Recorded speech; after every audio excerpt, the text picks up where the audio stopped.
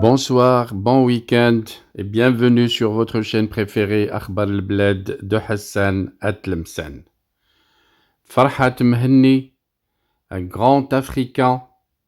grand comme un Kabyle, un grand hommage à cet homme, le président du MAC et de la NAVAD. Farhat Mhenni,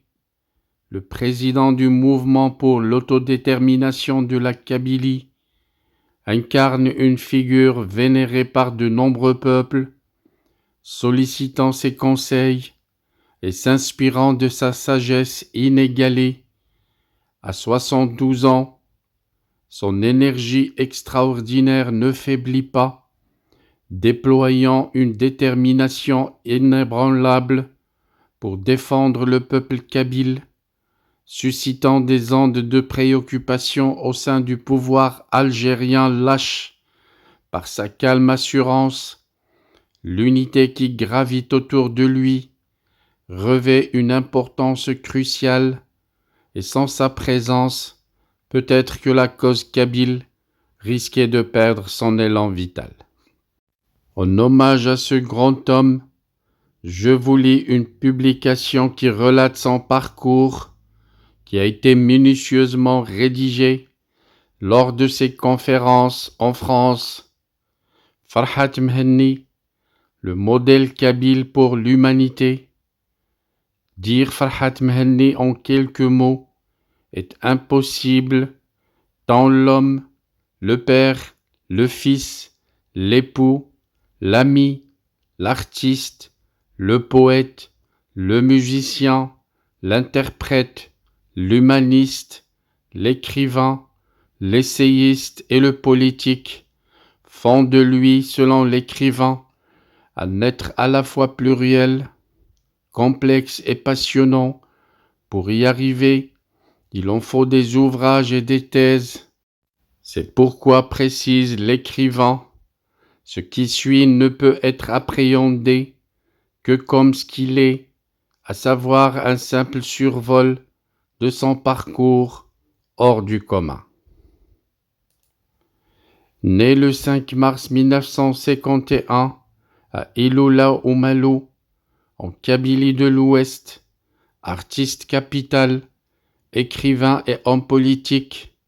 Kateb Yassine l'avait surnommé le maquisard de la chanson engagée. La cohérence de son parcours politique a fait de lui, entre autres, le précurseur incontestable de l'indépendantisme kabyle dans sa forme structurée et moderne. Diplômé en sciences politiques à l'université d'Alger, Farhat Mhenni, en orphelin de la guerre, a entamé tardivement sa scolarité en janvier 1963 à l'école primaire de Châteauneuf à Alger, qu'il quitte en 1965 pour rejoindre l'Arba Naiterten, où il restera jusqu'en 1969. En 1972, après l'obtention de son baccalauréat, il s'inscrit à l'Institut des sciences politiques de l'Université d'Alger, où en parallèle, il fait son baptême du feu sur le terrain du militantisme politique. Pour ce faire, et sous la chape de plomb de la dictature du parti unique, le FLN, la chanson Passion personnelle et legs d'un père doté d'une voix envoûtante s'imposa pour lui comme une évidence. C'est le moyen approprié pour lutter, tout en contournant le verrouillage du champ médiatique et des espaces publics, pour transmettre son message aux citoyens qui subissaient à plein temps une désinformation systémique. C'est ainsi que s'ébranla sa singulière carrière de chanteur contestataire, première du genre, hostile à la fois au pouvoir algérien, mais aussi au fanatisme islamiste. Avant cela, il avait composé sa toute première œuvre, Une fleur bleue, avant d'effectuer en 1969 son premier passage à la radio kabyle, qui deviendra plus tard la chaîne 2, de la radio algérienne. En octobre 1973, il crée le mythique groupe Emazighen et Moula. Dans son récent témoignage, la célèbre poétesse-actrice Hadjira Oubachir affirmait: la naissance du groupe Emazighen et Moula nous avait donné des ailes. Très vite, le groupe décrocha haut la main le premier prix au Festival national de la chanson algérienne, où il a soulevé déjà la lancinante et non moins prohibée question de l'identité et de la démocratie en Algérie. Encore étudiant, il subissait les provocations de la dictature en place. En 1976, suite à un concert, la police s'était mise à sa recherche jusque dans sa résidence universitaire. Ils sont venus le chercher à 6 heures du matin dans la chambre d'un collège à Koba, témoigne l'un de ses amis. De là, il sera transféré manu militari à Barberousse,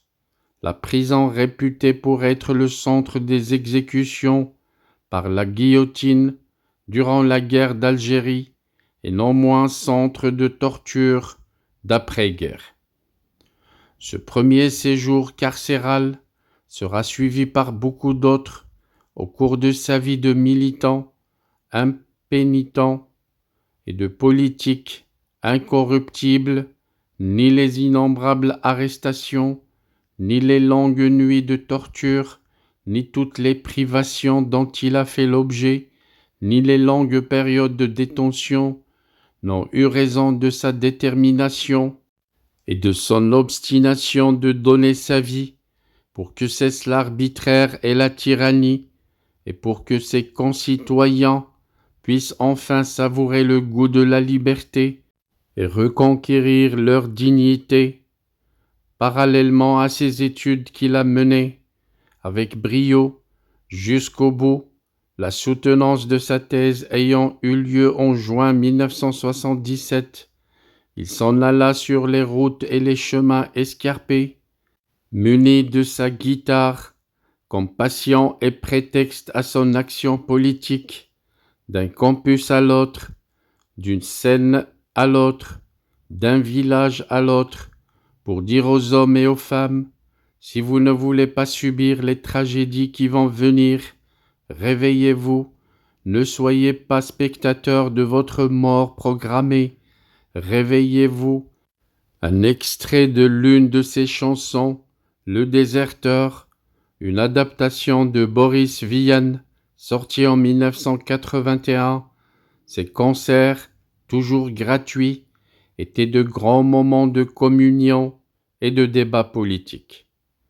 Acteur majeur pendant les événements du printemps de Kabylie de 1980, il fut aussi à la même période l'un des artistes les plus prolifiques, et ce malgré toutes les menaces, les interdictions et les persécutions dont il faisait l'objet. Dans cet élan de ferveur militante, 3 albums majeurs dans l'histoire de la musique et de la chanson kabyle et amazigh verront le jour durant cette période charnière, car une nouvelle ère s'ouvrit aux grandes dames du régime du parti unique. Il y eut d'abord la sortie en 1979 de l'album Chansons révolutionnaires de Kabylie, suivi par Chansons berbères de lutte et d'espoir en 1981, et enfin L'Algérie à 20 ans en 1983. Après l'interdiction de la conférence de Mouloud Maamri le 10 mars 1980 et la formidable mobilisation populaire qui s'était formée autour de l'université de Tizi Ouzou, Farhat Mhenni fut l'un des principaux artisans du printemps de Kabylie en 1980, communément appelé printemps berbère. Il est aussi l'un des fondateurs du mouvement culturel berbère, le MCB, une organisation politique et populaire en Kabylie qui canalisera désormais la lutte pour la reconnaissance officielle de la langue de l'identité et de la dimension amazigh en Algérie. Au fil des années, le MCB défiera seul le régime despotique d'Alger et le poussera en Kabylie dans ses derniers retranchements. Suite à la création en 1985 de la Ligue algérienne des droits de l'homme, dont il était l'un des membres fondateurs, Farhat Mehenni est une fois de plus emprisonné jusqu'en 1987 dans des conditions inhumaines après les sanglants événements d'octobre 1988. Il est parmi les fondateurs, en 1989, du parti d'opposition le RCD, Rassemblement pour la culture et la démocratie, dont il est membre de l'exécutif jusqu'en 1995,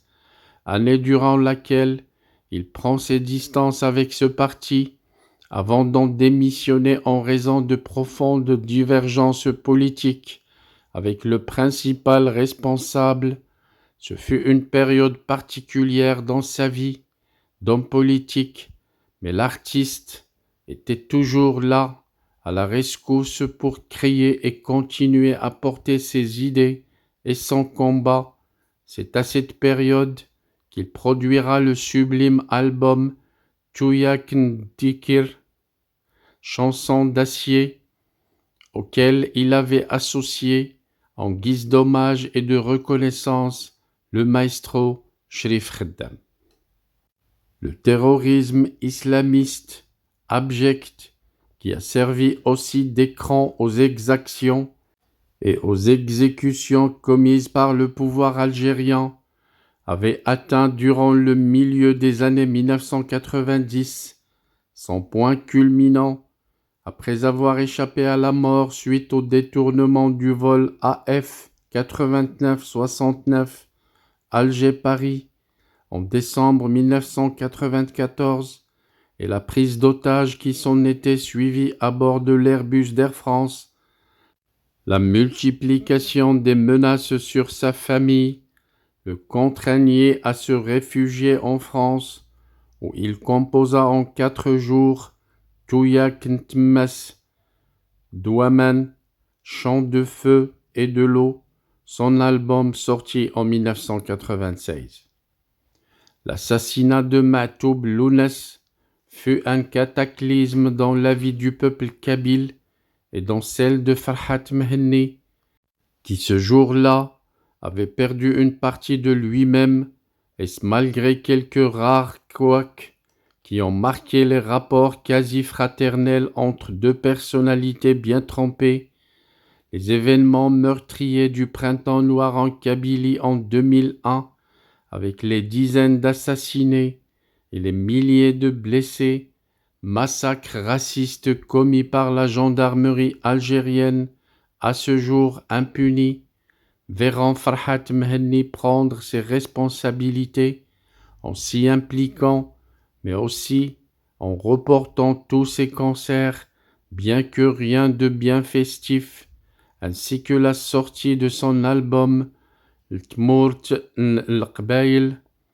hymne à la Kabylie, qui était déjà prêt, mais qui ne sortira qu'en 2002. C'est au milieu du torrent de sang de ce martyr kabyle et des larmes de leurs parents et de la seule Kabylie